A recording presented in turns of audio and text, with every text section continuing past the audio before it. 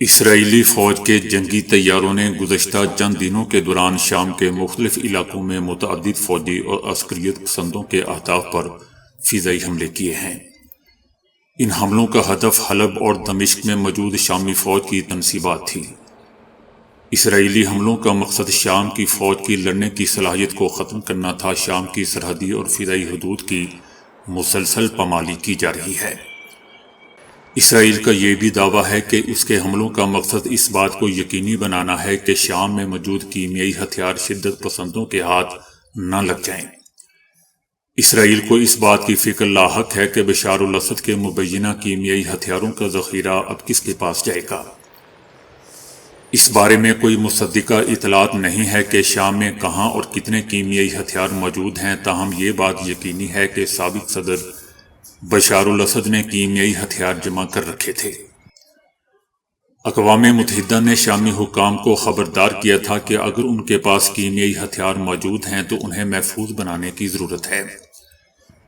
یہ اثاثے، لوگ، تنصیبات یا ہتھیار کچھ بھی ہو سکتے ہیں۔ بشار الاسد کی فوج نے سن 2013 میں دمشق کے مضافاتی علاقے غوطہ میں ایک حملے میں سیرین گیس استعمال کی تھی، اور اس حملے میں 1000 سے زائد افراد کے مارے جانے کی اطلاع تھی۔ شام کی فوج پر الزام ہے کہ انہوں نے ملک کے دیگر علاقوں میں بھی سیرین گیس اور کلورین گیس سے بنے کیمیائی ہتھیار استعمال کیے تھے۔ شاید شام پر قبضہ کرنے والے باغیوں کے پاس بھی کیمیائی ہتھیار موجود ہوں، کیونکہ ان پر بھی الزام ہے کہ انہوں نے اپنے مخالفین پر کیمیائی ہتھیار استعمال کیے تھے۔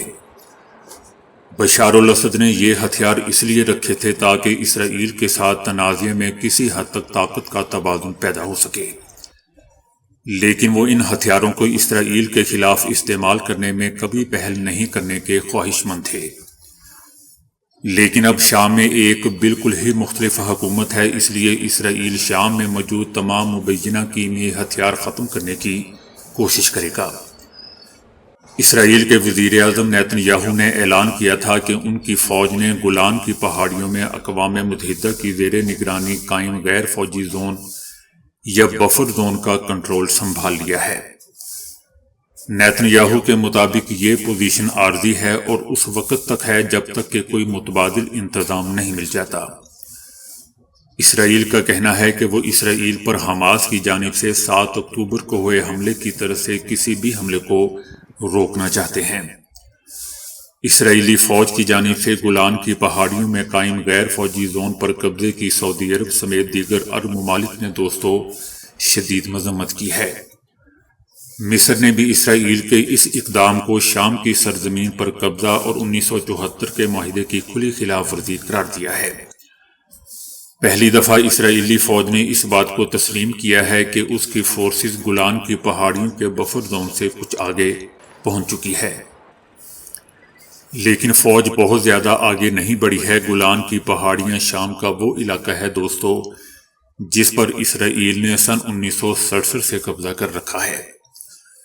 گولان کی پہاڑیاں 1200 مربع کلومیٹر پر پھیلی ہوئی ہیں۔ سن 1967 کی جنگ کے دوران شام نے گولان کی پہاڑیوں سے اسرائیل پر حملہ کیا تھا، تاہم اسرائیل پر یہ حملہ پسپا کرنے میں کامیاب رہا تھا، اور اس حملے کے رد عمل میں اسرائیل نے 1200 کلومیٹر کے علاقے پر قبضہ کر لیا تھا۔